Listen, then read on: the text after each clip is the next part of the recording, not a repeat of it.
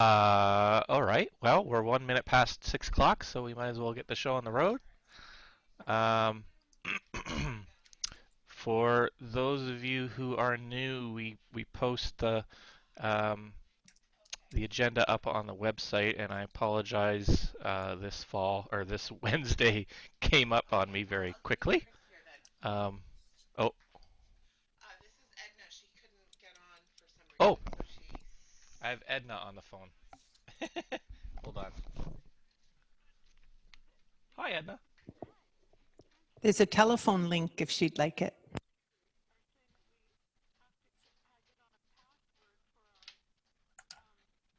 Oh, for Zoom?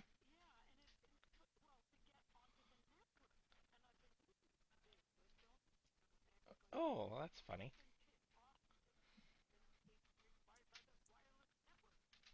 Oh, so your Wi-Fi is not cooperating.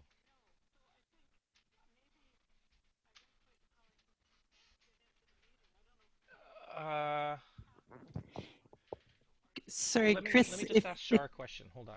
if she goes to charslanding.com to the event, there's the telephone number she can call. Yeah, she can't get onto Wi-Fi at all at her house, so she's unable. But if you give me the phone number that Zoom I see. Okay. uses, let me see if I can find it. You can, this is too many forms of technology. My Yeah, head is it's spinning. technology everywhere. Let me see. But charslanding.com, the event, I can tell you the phone number, but there's quite a Not few big Texas. Let's see if I can Telephone find the number, the phone. meeting ID, and the password is all in there. I could text it to her. She doesn't do texting, I think.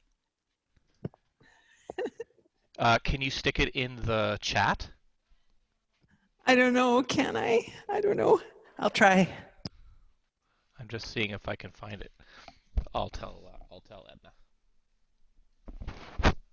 So we are just seeing if we can find the telephone number for Char's chat or Char's Zoom, and then you'll be able to telephone in.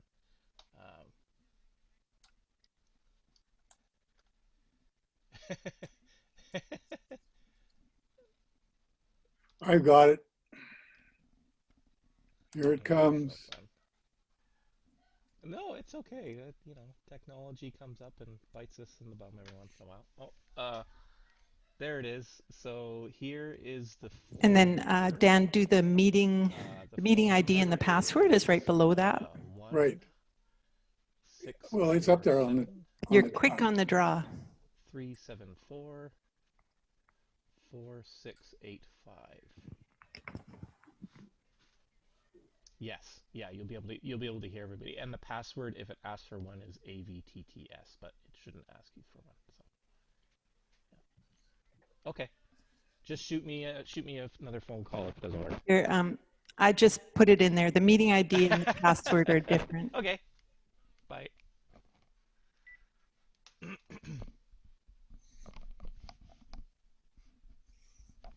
You mean you gave me unreliable information?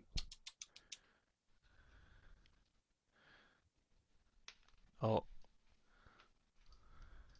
oh, is that the? Yeah. Okay. Bum, bum, bum, bum, bum.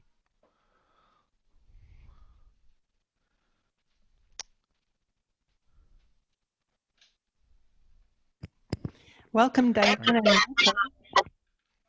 Hi, Char. How are Well, you? we'll see if Edna can get on. Uh,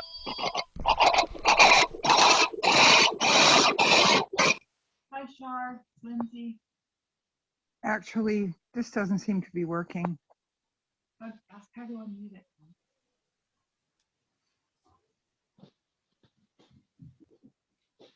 It's on safe driving mode. No, I don't know. Hold on. I think they're hearing us, but we're not hearing anybody. Right now, none of us are talking. Okay. Oh, so I am being heard? Yeah. See, they'll tell you.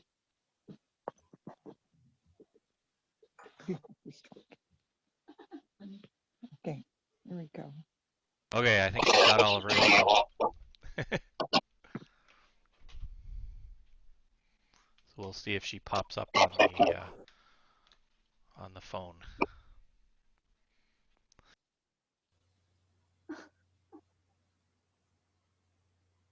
Oh, technology.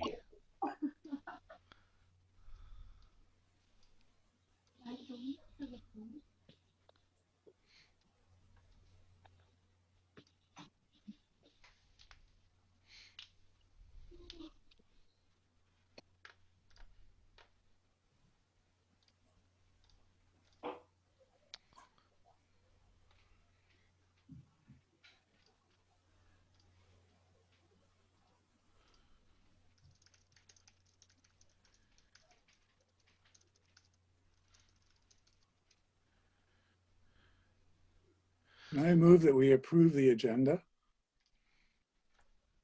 Yes, absolutely. I'm just trying to bring my agenda back up here. Hold on.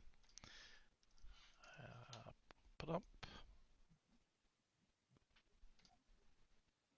Okay, so yeah. So any additions or anything to the agenda, I'll post the link to the agenda in the chat for those of you who haven't seen it. So it is there in the chat. Um, so Dan, you moved to approve the agenda. We have a seconder. Anyone? I'll second it. I think is that looks like that might be Edna who just joined us by phone. So It is. But she's muted. she is. You are muted, Edna, just so that you know. You're probably frantically trying to figure out how to unmute yourself. It's all good. All right. So we'll say the agenda is approved. We Star now have. 6, Edna. Sorry. I believe Edna can star 6 to unmute.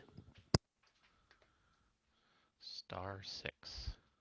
Hello? Hey. Oh. Okay, Right. great. We hear you. Can you tell me who's there besides Chris and Char, and I think I heard Dan? Yeah, we have Char, we have Dan, we have Bill Cison, we have Jim Wright, we have Ian, who I assume is Ian Thomas. We have Michael Hill and Diane Anderson. My gosh, I need these for the minutes, you see, so I'm scrawling here. Did you say Bill Cison? Bill Cison, yes. Yes. Yeah. Ian Thomas, James Wright, Diana Diane Anderson. Anderson, and one other person who I missed before Jim Wright. I couldn't write fast enough. Michael Hill. Thank you. Thank you very much. And me. Thank you. And you. Yes. Yeah. Yay. All right. I'm ready with my pen. Awesome. So we have approved the agenda. Great. So that is fine. Minutes. We have just we have Char's YouTube recording for those of you who are new. That's new for us as well. So that's pretty awesome. Thank you, Char, for providing those recordings. That'll be great. Hopefully people will be able to notice them on your website and check out the society, and maybe we'll end up with some new people. That'll be great. So our first item of business, I just have here a food RX program update. I thought would probably be useful. I think probably Edna, are you able to give us an update? Yeah, And we have the minutes in the agenda online. The minutes from your Food Hub committee meeting yesterday are up there. right, we met yesterday. Is that me making that noise? I think that might be, maybe if we could get everyone to mute themselves, then we'll make sure that there's no crossback. So the Food RX update, I thought that was from last meeting. That's all done, and it was really successful, and it's got people all over the island wanting to do something like that. So we don't know what will happen with that, but we're open. The last payment of the grant money from the McConnell Foundation has not yet been received, but everything's well and good, and the Food Hub minutes last time, I think, had a link to Shaw and to YouTube where you could watch the videos that were made by Shaw with the producers and also interviews with the people who received the packages. Oh, great. Awesome. Well, that's great. So no indication on when the final check will come in for the grants? No, but there was the report that was written. Meg wrote most of it. It's just a wonderful report. I think I sent it out. I should let everybody read it. I will send again. That final report was one of the best reports I've ever read. It was so user friendly and really gave a quality of what had happened. So we expect the money to come, but it's just slow. They said probably the end of February. Great. Well, hopefully it comes. All good. Mm-hmm. I'm sure it will. All these things take time, especially these days. So great. Okay. The next in our unfinished business I have on our agenda is an update on Jolene, Dick, and Paul Rockaway Thomas's little initiative to start up a refillery down on the Harbor Quay. I actually just got an email from Jolene today. She said that there were a few. Oh, my cat has decided to join us. There were a few open spots down at the Harbor Quay there in the Market Square. They were hoping for one in particular, and unfortunately they weren't able to secure that one. So they're going to look elsewhere. But they thanked us for our support, and they'll keep us updated on anything that they have going on in future. But so they weren't able, unfortunately, to make that fly yet, but they're still working on it. So for those of you who aren't aware, Alberni Transition Towns sent a letter of support for Jolene and Paul. They were looking at setting up a refillery at the Market Square down on Harbor Quay, sort of a spot where you can refill all sorts of fruits, nuts, and household goods in reusable packaging kind of thing to reduce plastic and waste and all that sort of stuff. So they had asked us for a letter of support to the city in their application to get a spot down there. So we did that. So they updated us on their progress. So hopefully they're successful somewhere else. And that's all I have about that. Next on the agenda is Dry Creek Garden and the young professionals. I guess Edna, do you have anything on that? I didn't see. Oh, there is stuff in the Food Hub minutes about it. Yes, I do. That's gone very well. Jeanette Cormier and Rob Paulson, who's kind of our community gardens lead with the Hub, have chatted, and Rob has submitted a formal expression of interest on our behalf. He's also shared all the background information about the arrangement that was the lease that was made with the city and so on. And we're very hopeful that we will be able to take on that garden. It's really in a good spot down there on 4th Avenue, and it's very near the Friendship Center, which is great. So we're all of us in the Food Hub are behind that. We're just kind of waiting to hear the details as Rob knows them and makes them available. But it's moving along.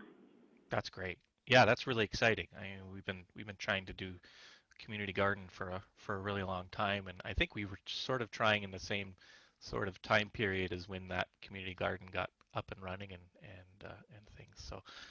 So it's cool that it's sort of come around again. Hopefully that'll all be good, and maybe we'll be able to expand it, and who knows. So it'll be great. Yeah, Chris, there's a little more in the Food Hub minutes, which, I mean, we just met yesterday, so I've only sent the minutes out today, but they went to Transition Towns and to the food group, so you can read there a little bit more detail. Yeah, I have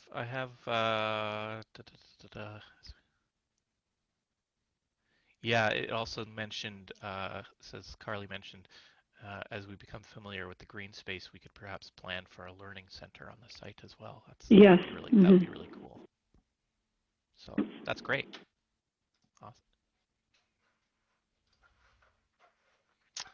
Okay. I also have a note just in the current topics.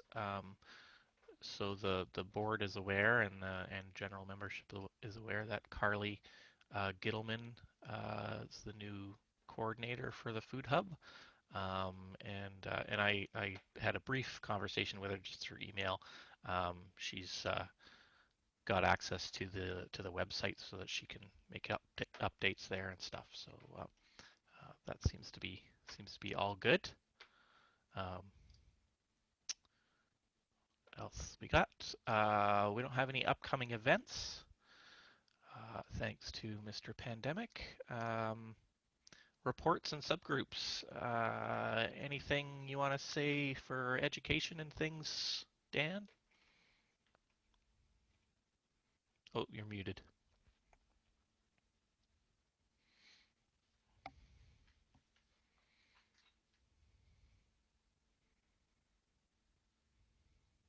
I've posted a couple of things to the Facebook page, and I think I sent them out via the list. Film segments that would be of interest to, be of interest to transitioners. And I'll continue to do that. There are some that, need to be licensed, and I can't get a license where we could screen them until we're back on Yep. to in-person meetings. So just hold that. Good. Cool. Next up is the food group. Could be food grub. Yeah. So we have your minutes.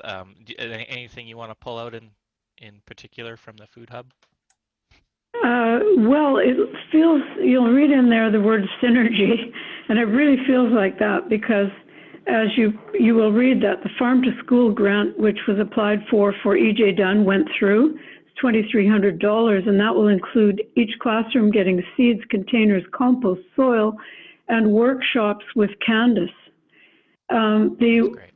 And because the family, I don't have those minutes in front of me, of course. The Family Hub, the Early Years and Child and Youth Family Hub, has a building on the same grounds as EJ Dunn. There's the possibility to get them involved as well via Hélène Dufour, the community nutritionist, who is now, we're working really closely with her anyway. It's great. So there's possibility for all kinds of extra little sparkly things to happen. The John Howitt grant was not allowed, so that's too bad, but we're still going to work on that.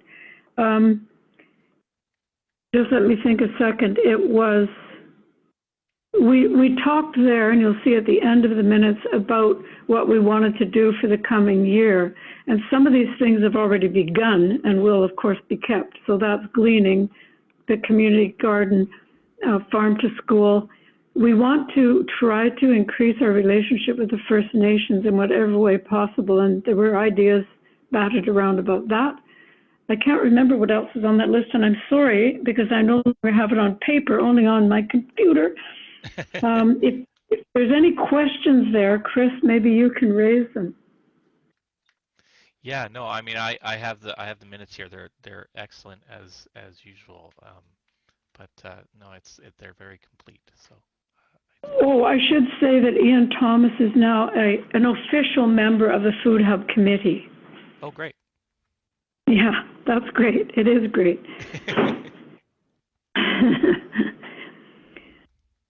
I think if you do have questions after the meeting, please do just email or phone me, okay? I'm sorry I can't access them now. No, that's great, and I think that's totally fine. So that is good.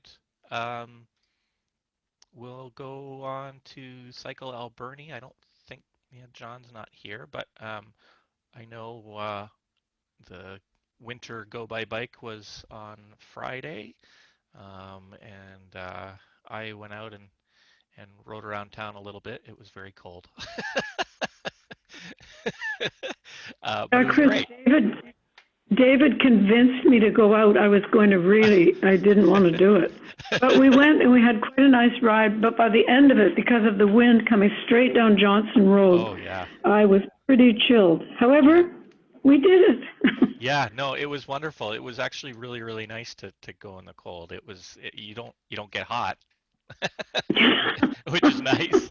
But boy, when I was coming, I went down to the Harbor Quay and then came back along Third Avenue and Stamp, and I actually turned off Stamp. Normally, I would have gone all the way to Roger, but the wind was so strong in in my face that it was brutal. It was really hard. It was just hard slogging. I was out of shape. I'm in bad shape these days. So I cut my ride short by about half on Stamp Avenue because it was too much. But yeah, it was great, and it looked like there was a lot of folks out in town who were on their bikes, and I know around the province there was a surprising number of people who took advantage, including in Prince George and Kamloops and Kelowna, and it was way colder out there. So we're pretty we're pretty fortunate. So it seemed like it was a good event. I know that John's made good connections with the new city engineer as well. Oh, and good. Discussed with him the I forget what it's called, but the database of map of problem areas. Right. So that cyclists can put choke points and problems and danger spots on a database that will be shared with the city, so the city can go directly to those well, that's spots and great. fix them. That's really good.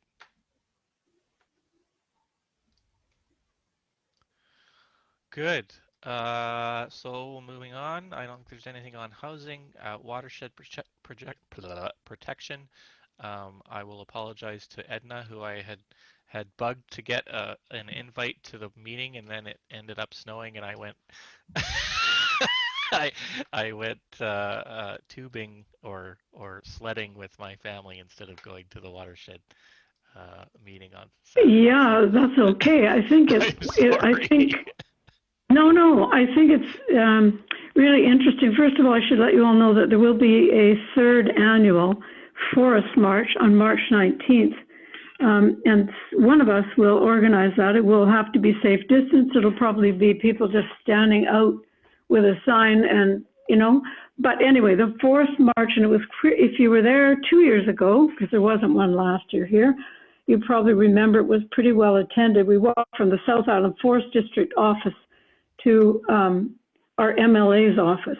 Not sure how that's going to go this time. I'm just finding out all the info about it. So that's one thing. Another is that the Watershed Forest Alliance is now being revitalized by Jane Morden.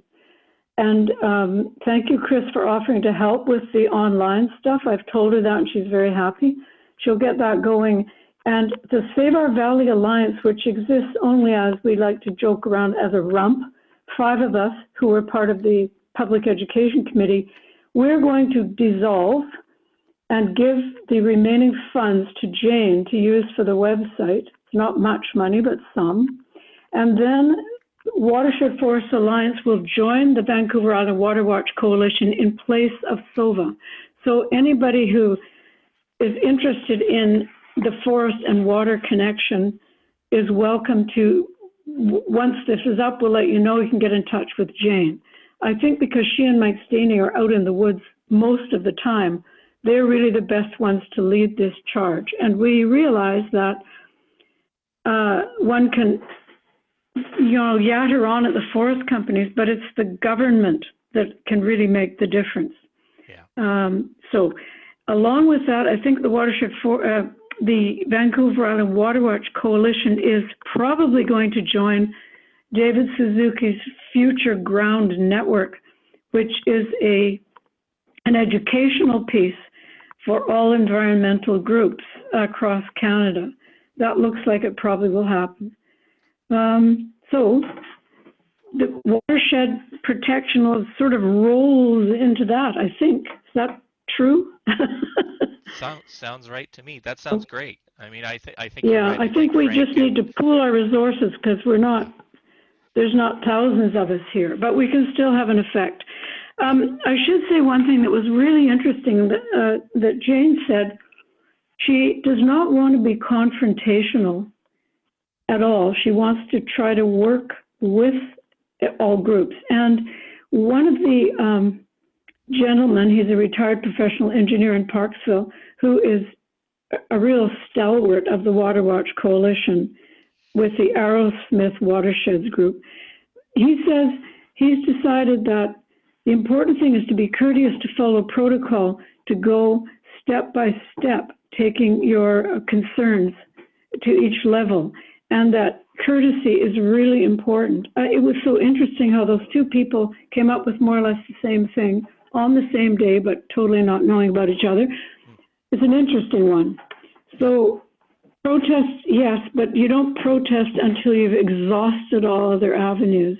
Yeah. And he said also, I will just throw this one out, if you're going to involve politicians, you want to, or municipal, regional district, whatever, it's a good thing not to surprise them, to call them and say, look, this is what we want to do. This is what we're going to ask you. And he felt that where he is working very well. So I'm just throwing that one out as a general comment from the coalition, and thanks for giving me airtime. Oh, that's great. And well, and it's important that everybody is kind of on the same page as far as strategy, right? Because if one group is kind of doing it one way and another group is doing it a different way, Yeah. the government will just ignore both. Right? We're always stronger together. So if a majority want to go a certain direction and try to push in a certain way, then that's good.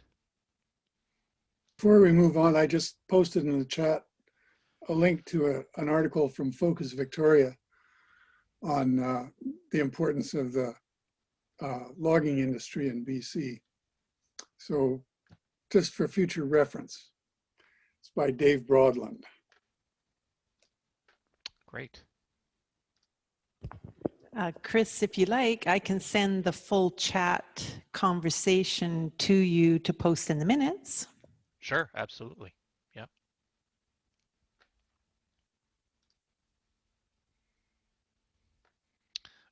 Okay, that's great. So I did add, because it's been so active, I thought it was worth that we at least mention it, the Alberni Climate Action Group that Robert Gunn and a number of folks have started up, just so that if people aren't already aware, they are actively meeting with Josie Osborne. I believe they're looking at a meeting with Gord Johns soon, and connecting with the city. So if you are looking for a group that's very active on the climate file in Port Alberni, I think that's the place to go right now. So so that's great, and there's lots of transition towns crossover there too, and so that's great. They've been doing really good work. Dan, were you, or Jim, I guess, were you involved lately in any of the goings on there? Yes, indeedy. Anything in particular you want to? Well, I think part of the conversation recently was establishing baseline levels of carbon emissions. And, you know, there was sort of a flurry of stuff in the late stages of the Gordon Campbell reign, and that there were supposed to be credits that came to the city for any ground gained. It seemed to kind of die on the vine. Yeah. And I think there's a synopsis of a report from 2015 that is supposed to be produced, but it's not coming out for another 3 or 4 months. So I did a little poking around to get an average for greenhouse gas emissions for the average house Um, and I think, and Robert Gunn has that, and he's going to come up with some stats that go beyond just the city organism itself, that talk about the town as a whole and what our greenhouse gas emissions are, and start looking at ways that we can improve. Great. Jim?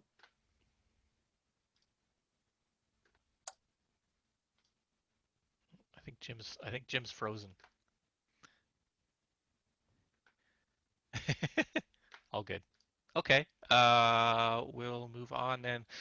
Just under other groups and reports and things, I'll mention that I was involved yesterday with a uh, online webinar put on by BC Hydro.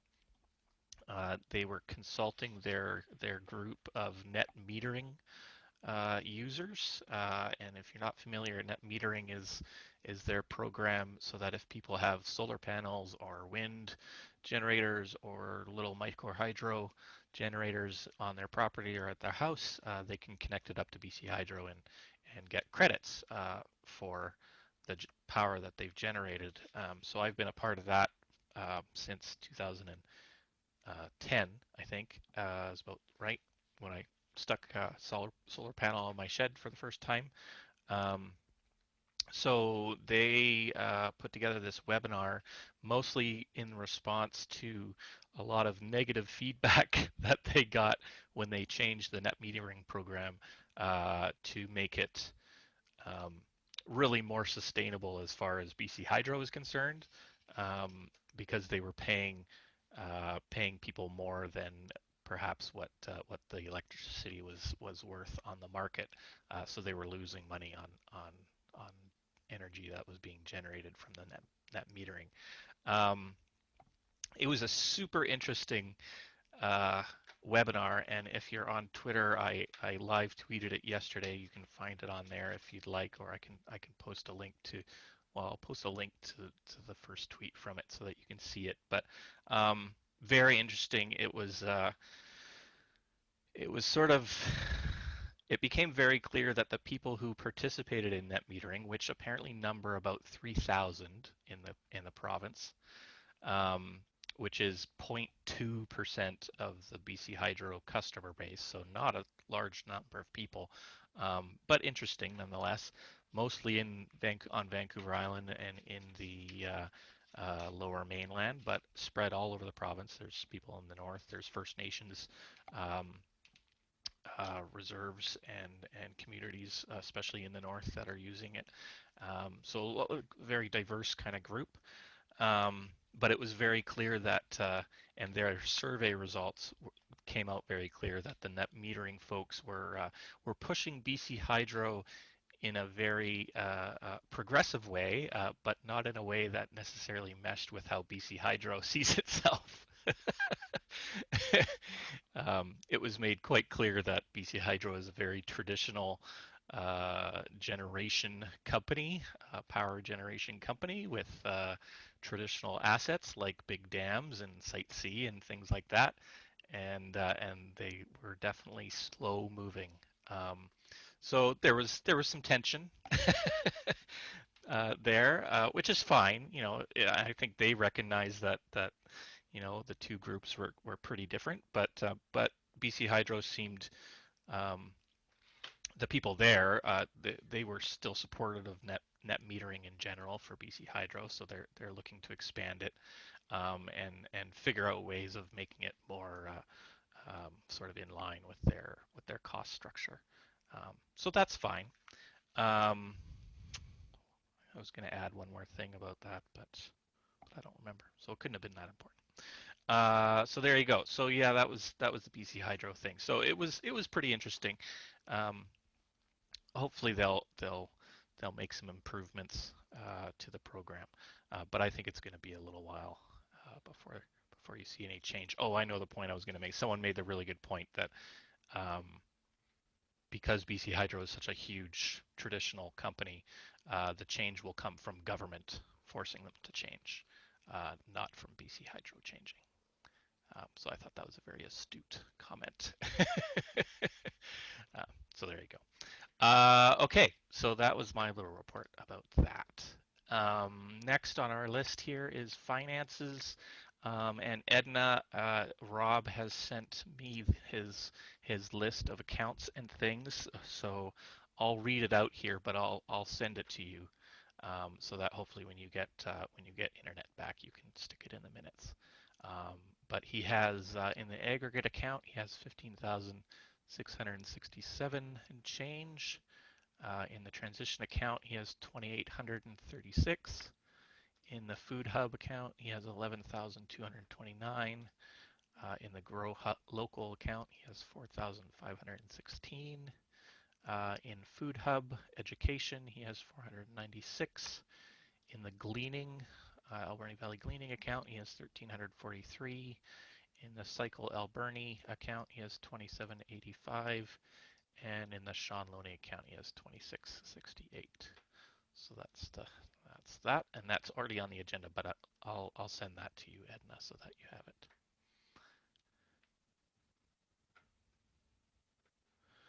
Okay, so that's all we have really in our little agenda.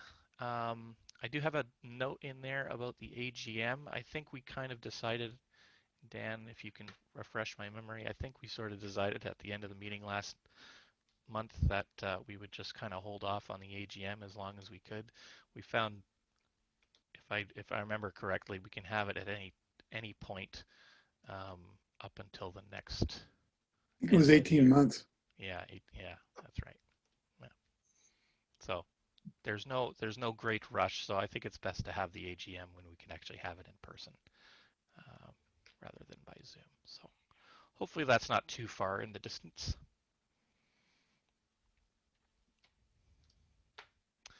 Okay, so our next meeting then is scheduled for the third Wednesday of March, which would be the 17th. Most likely, I assume it will be on Zoom again. Unfortunately, sorry, Char. But thank you for all that you're doing for us and for recording the video and posting it up there. It's great. Maybe you should mention that people shouldn't feel at all shy about forwarding items for discussion or for the agenda, any concerns, and we'll get them underway. Yep, great. Here we go. And just a little Zoom protocol. If they connect early and do a sound check with me, I can help sort out the sound issues. I know Diane Anderson's audio is having a little struggle, and I'm very happy to help sort it out with you. So anytime, just give me a call or dial in a few minutes early for the meeting, and we'll sort that all out. Char's the best. She's very good at sorting. Oh, bless your heart. And Jim is there. He can hear us, Jim. He's got a lot to say, but sorry, Jim. Technology. Same, yeah, technology, but it's getting better and better and better. So thank you all for being part of this. It's nice. It's lonely here at Char's. You bet. It sounds Lonely, empty lonely. in there, but we're trying to fill up the space with our voices. So I was telling Dan that very exciting that I've had 3 now bookings of classroom, like industrial training, oh, really? that sort of thing, because I've got 1,000 square feet. And so WCB allows about 12 to 15 people socially distanced in 1,000 square feet. So I'm so happy to be able to offer that. Oh, it's that's empty. fantastic. There's nothing going on. Yeah. Oh, that's great. Isn't that nice? Is that through NIC?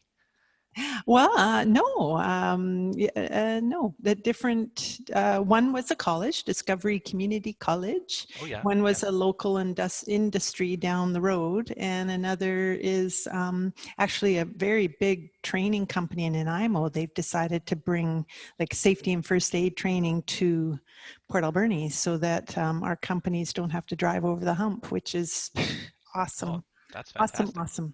Yeah, so we're all pivoting. So, yeah. Yay. Great. Yeah. Great. And I don't know what the protocol is, but we've talked a lot about seeds over the past month. So, but I think we've kind of beaten that one up, right, Dan? CD Saturday. CD Saturday. No, I don't, unless there's something significant to report. Yeah. Well, it was a subject that I had brought up last month. I did follow up with Jan Fisher Bradley, and everyone's trying to do some version of CD Saturday, but I think Sounds we're like kind it's of on probably gonna hold. be Are we, Dan? virtual. Yeah, It's an in-person thing. yeah. Yeah. They say virtual CD Saturdays, but really all you can do is put together a bunch of listings and let people go visit those sites. So Needs in person, right? Yeah. for a true CD Saturday, yeah. Yeah. So that was my first event that canceled last year. We were just ready. I think it was March 14th. Yeah, it was Was right going to be that CD Saturday, week. and then the 17th they closed Char's down. So, yeah, we're coming up on a year. Yeah, it'll be a year that day when I came home from work and never went back. So, yeah, weird stuff. Alrighty. Well, thank you all for coming. We're we're lucky to at least see everybody, at least if we can, and at least hear their wonderful voices if we can't see them. Or if we can't hear you, we can see Jim in the text, so in the chat. So it's all good. Alrighty. Well, see you all next month. Happy trails. Thank you for coming. Thank you all. Thank you for your patience with my difficulties. I hope that the minutes will be okay because there was some cutting out of sound, but you can correct me. It's all good. Thank you. Okay. See you soon. Good night.